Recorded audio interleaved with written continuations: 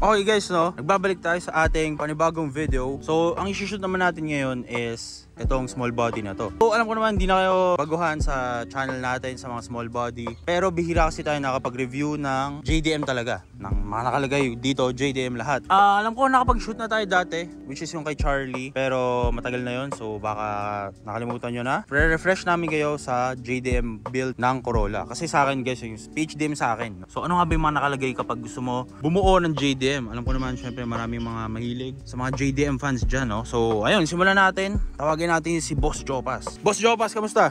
Okay naman, okay. Bakit naman na small body na pili mong sasakyan? Wala, talagang dyan talaga yung ramdam kung okay ako, comfortable ako. Di kagaya nung nagkasasakyan kasi ako dati, small body, tapos nag-ESI, GLXI. Wala, talagang balik ako sa small body. Small body lover ka talaga? Oo. Yung una ko, kulay blue. Hali, wala pa ako nun alam talaga sa pagbubuo. Ngayon, nung nabenta ko yung GLXI, nakita ko to, San Pablo, kay Pops Bernie. PHDM pa yan lahat, stock pa lahat. Kinuha ko, San Pablo. Bakit naman na JDM ang napili mong buuhin? Parang rare kasi siya eh. Hindi gaya ng mga nakikita ko na na iba't iba yung nakalagay, kung ano-anong burlolo. Gusto ko kasi stock lang. Pare sa'yo ng trip sa buhay, Pops, eh, no? Pero PHDM sa akin. Ikaw kasi mas malalim ata bulsa mo, kaya nag-JDM ka eh. Hindi naman. Sakto-sakto lang. Di pa abang-abang lang ng mga budget meal. Kamusta yung pagbubuo ng JDM na mga pyesa, Pops? Kasi ito yung mga Japan talaga, di ba? Mabigat din. Mabigat. Sa ngayon, mabigat na talaga magbuo ng JDM. Lalo't mga Orig Japan, matataas na yung presyo, hindi na kagaya dati. Kailan ka ba nagsimula magsasakyan, Pops? Siguro mga 2015. Bali to, magse 7 years sa akin to. Nakwento mo nga pati pintura 7 years, di ba? Oo. Di may iba lang na restore, pero hindi siya pinintahan ng talagang Tignan mo dito sa camera natin, Papi. Napakalinis oh. Mukha, ano yung mga pinalitan natin dito? Ito, clearance light, koito, tapos grill, tapos Orig emblem. No.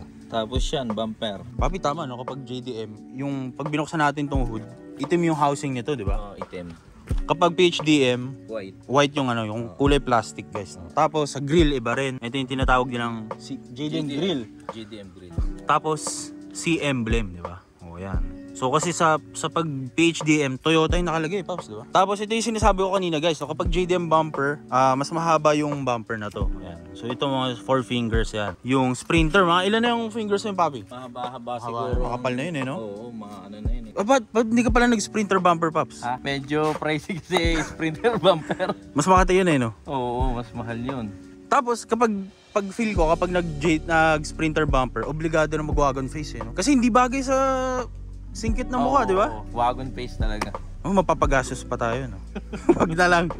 Oo. Yung mugs, Papi, anong mugs tawag dyan? Bali, yung mugs na yan, MSR lang siya. Parang medyo kamukha siya ng NS2. Oo.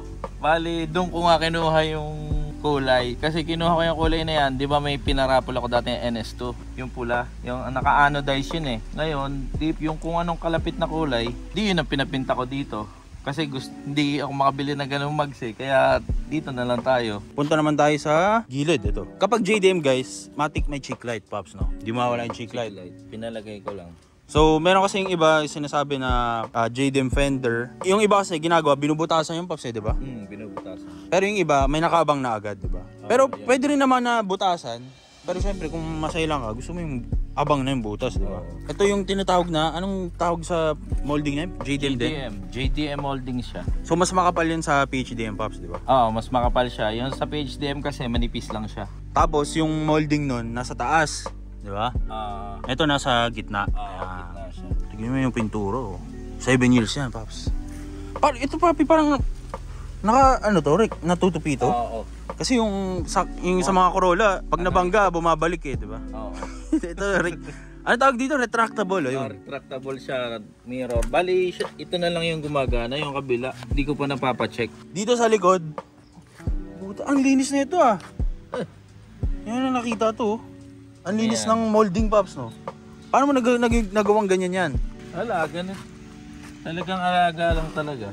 Tapos nakuha mo to, may ganito na. Yung brown glass siya. Defogger. Oo, naka-defogger na brown glass. Bali yung brown glass nito, ito, mga gilid, yung unahan lang ang hindi. Okay lang din. Ay di pagka sariwa, medyo pricey. Tapos dito sa likod, ito may mga ducktail, kumpleto sa ano yan, badges, di ba? So, JDM bumper, tsaka JDM na mga taillights. So, ayun. Tapos isang napakalaking kanyon. Laki ng muffler mo, papi, ano tawag dyan? Hindi ko natanda pero Japan yan. Papi, pwede natin masilip sa loob. Sige, sige. Tignan natin yung interior ni Idol. So makikita nyo yung dashboard, guys, number 1. Na malinis na malinis. Tingnan mo naman, oh. Steering wheel, papi, ano tawag dyan? Ano siya? I-stock. Hindi naman stock yun eh, tri-spoke ko yan eh. Tri-spoke. Tri-spoke na JDM. Minsan, papi, may nakalagay na FWD, di ba? 4WD. O, 4WD. Oo. Dyan sana nakalagay na Toyota, guys. Oh. Pero yung kanya Toyota. Oh. Tapos, JDM climate control. Tapos, long gauge. Oh. Tingnan naman. Gusto ko rin ng long gauge, guys. Kaso kasi, ayoko na iusog yung radyo ko, paps eh. Kasi bababa, di ba? Oo. Bababa. Bababa, ilalagay dito sa may gitna. Oo. Tapos, tignan mo yung ceiling, oh. Panis. Diyos ko po, napakalinis. Ano to, papi? Nilinis mo to? Hindi. Kinuskus mo yan? Hindi naman. Nakuha mo ganyan na rin? Oo. Hard ceiling. Ayaw nga, no? Ito maganda sa hard ceiling, guys. May indention dun sa sun visor. Diba? Hindi siya mukhang dinikit lang, Pops, no? Oo. Tapos, guys, to kanina, ako kasing naglipat ng parking dito kanina. Pag upo ko dito sa live-in seat ni Papi, sobrang baba, Pops. Ganun pala pag live-in, no? Oo. Pero bakit ibang tela to? Kakaibang tela to, ah. Iba siya. Meron siyang ito yung violet na stitch. Violet tsaka parang gray, no? Kasi sa live-in, Papi, iba rin eh, di ba? Oo, iba. Ang kalimitan kasi live-in, yung Apex. Nakalagay dito, guys, Apex. Pero ito parang mas rare to, ah. Oo, iba to. Tsaka maganda kasi sa live-in, may bolster dito. Ayun, may bolster dyan. Di ba? Ang baba na upo, no? Tingnan nyo, guys, oh, kung gaano kababa. Pero natataas naman to, ayun, oh. Natataas. Pero syempre kapag malaki ako, diba? Yung pinakamaliit na posible kaya, di ba? Ayun, guys, so ito yung makina ni Papi, no? 4AF engine lang rin naman to. Pero ang maganda dito kay Paps, no? Papi, kumpleto mo yung filter mo hanggang dito, di ba? Kasi kadalasan guys, no, kung naalala nyo, sabi ko sa mga iba, hanggang dito lang yung filter, Paps, eh, no? Kasi basagin to, di ba? Oo. Tsaka tong rubber na yan, Diyos ko po, yung rubber na to, palagi nababasag yan, di ba? Tapos, stock radiator, di ba? Filter, strut bar. Papi, sa muna ko yung strut bar muna to. Sa lang, sa mga tropa-tropa lang. Oh, tapos yung grill. O, ting Papi, liga rito. Oh, JDM yan. May mga markings, no? No. Papi, kamusta ang pag-maintain ng Corolla na ganyan? Mas siya, mas hindi mahirap ihanap ng pyesa kung sakaling magka-problema. Okay. Kumbaga madali siyang kahit saan meron ka mabibilhan. Madali naman. Kaso kailangan talaga lagi ka may budget. Yun lang, no? Oo, yun lang talagang tatanungin sa'yo. Kasi may konting masira dyan. Ako kasi, pag kami na konting nararamdaman yan, inaano ko agad. Ayos mo agad. Oo, kasi di ako minsan makatulog pag may problema siya. Sa pagdating sa gas consumption nito, kamusta yung sa'yo? Okay naman. Hindi naman ako nalalakasan kasi hindi naman ako tinitirik. Oo, kahit naka-empty na minsan, hindi naman ako tinitirik. Papi, ano gusto mo advice ibigay para sa mga gusto mag-convert to JDM build? Kung may budget naman kayo, pwede naman. Kasi masyadong mahal na ngayon talaga ang bentahan ng mga set ngayon. Lalo sa mga bumper, headlight, tsaka sa moldings. O, yung glass pa na brown, di ba? Oo, Makati mga rin. brown glass. So kapag naka-stock na PHDM, yun na lang muna, no? Yun na lang muna sa ngayon. Pag nagmura, di saka Pero lang. hindi naman magmumura yung mga JDM na yan eh. Pataas na yun ang pataas. Oh. Biglang tumaas ngayon ulit ang Mga pyesa, no? Oo.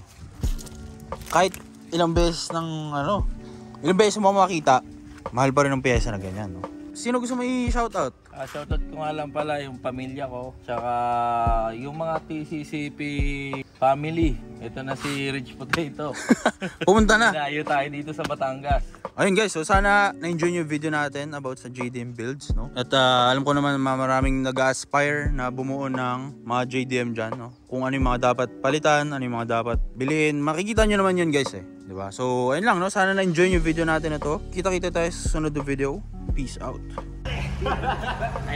Papi, pwede marinig ang ang piga ng VTEC ng Mini Cooper natin.